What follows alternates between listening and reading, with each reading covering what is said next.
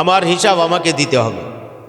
আমার হিসাব কি আমার পীর সাহেব দেবেন, আমার উস্তাদ দেবেন, আমার ভাই দেবেন, বিবি দেবেন?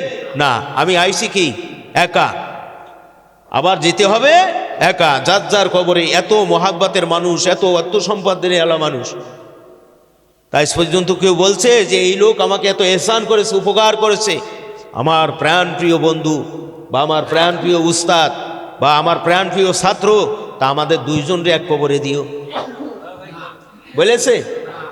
তা আপনার সারা জীবন খাটি খাটনা করি, সোনা দানা, আপনার গাড়ি বাড়ি নির্মাণ করা, সুন্দর সোয়াজ জায়গা বানানো, তাই পর্যন্ত কোনো বিবি বলছে স্বামী তুমি মারা গেলে আমি আমার খাটের তলায় তুমি থাকো, নাইতে তো তোমার থি আমি তো থাকতে পারি না। এই 5 দিন সফরে গেলি বাড়িতে ফোন করে, হ্যালো কবে আসবেন, কি ব্যাপার, হ্যান ত্যান, বাচ্চার এই অবস্থায়, অমুকের সে অবস্থা। তেজু অনন্ত অসীমকাল পরকালের জীবন শুরু হবে, শেষ হবে না। তাই এত আদরের বিবি সে আজ পর্যন্ত কোনো খাটের পাশে মাজার করে রাখতে যে আমার স্বামী শরীফের মাজার আছে না। তাহলে কার জন্য দৌড়চ্ছেন? কথা কয় না। তাই কার জন্য দৌড়াচ্ছেন? হ্যাঁ, এই জন্য 37 ঠিক রেখে কাজ করা। কি 37? আমার মালিকের সাথে যাতে আমার সম্পর্কটা ভালো থাকে, আমার মালিকের সাথে যাতে আমার সম্পর্কটা কি থাকে, ভালোবাসা। কবর কাউকে চেনে না, কবর চেনে ইন্নাল ঈমান ওয়াল ইসলাম ওয়াল ইহসান। সুবহানাল্লাহ।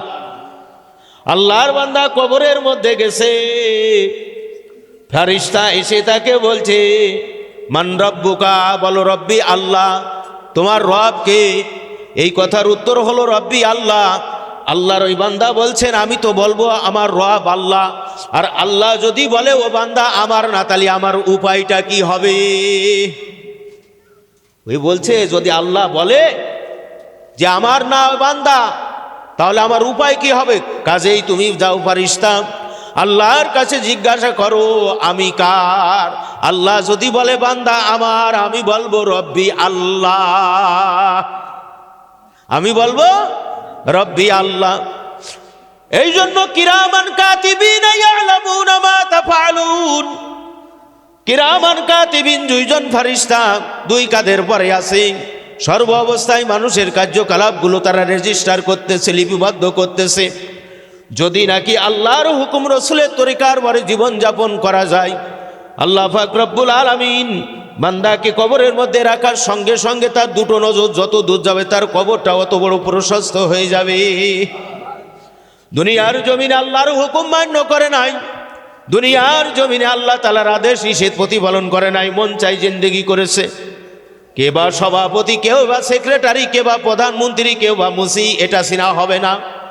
যার যেমন মাওলার সাথে সম্পর্ক ভালো, কবরও তার সাথে সেই রকম সম্পর্ক করবে। সুবহানাল্লাহ, আল্লাহু আকবার। কবরের মধ্যে রাখার পরে দুই পাশের মাটি এমন ভাবে চাপ দেবে, একটা হাড্ডির মধ্য দিয়ে আর একটা হাড্ডি ঢুকে যাবে। এত অন্ধকার, আল্লাহু আকবার।